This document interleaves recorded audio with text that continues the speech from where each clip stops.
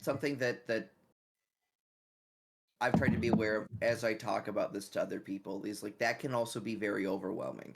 Having a lot of options can feel very tough, right? I mean, like there's a reason to bring it back to Warhammer. Like there's a reason that like Space Marines is a good beginning army. There's a reason that like Necrons worked well for a very long time as like this intro army because they were simple. You are space robots who come back to life, so like don't worry about it too much. And like that build lots of warriors. Works. Yeah, and, like that works. And barring some of the newer editions, Necron, it was like you get two options: this gun or that gun, and that's all you really choose. Versus some of these other more nuanced armies where it was like, you could just really outfit your squad to be many different things. Which is great if there's a good way to walk someone into it. Warhammer doesn't do that. Yep.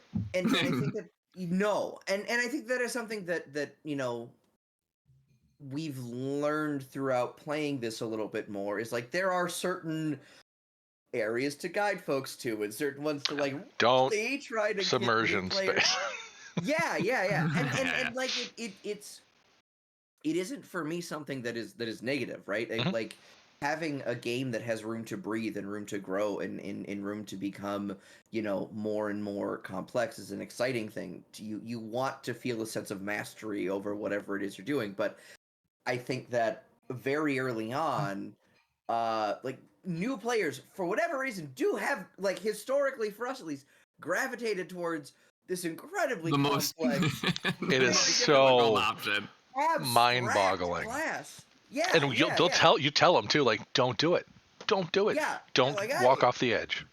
I can do it. I got it. And then the moment that you give them this like neon space, they're like, I'm not gonna say though that I can't do this because that would be proving them right. And so I'm going to just like and I'm gonna tough through it. And I get it. Like that mindset carries. Now I have more wisdom and your guys' guidance as longtime GMs from the TTRPG standpoint, but when it comes to say like ARPGs, I'll go play the fucking meta build first to get an idea of what's going on, to know what works, what doesn't, and then build a base of my you know. And obviously that doesn't apply to TTRPGs because it's your one character, you're not just re-rolling. But the point is, like, people need to just learn first.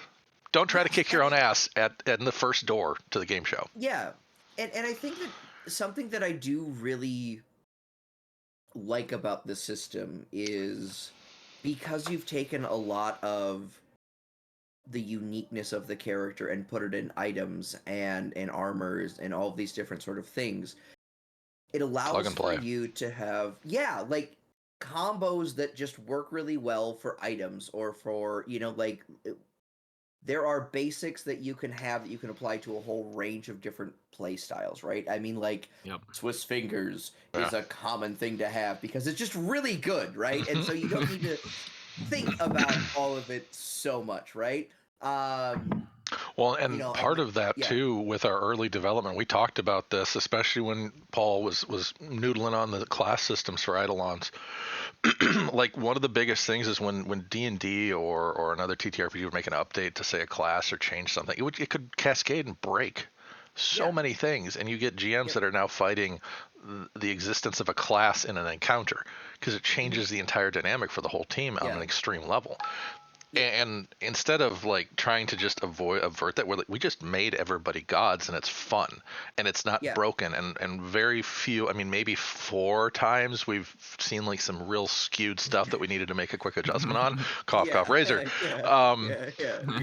But that's been such a rare thing, and as someone who's worked in games for like 20 plus years, not having a mountain of bug fixes, just lists of shit that breaks or doesn't work is so rare and special.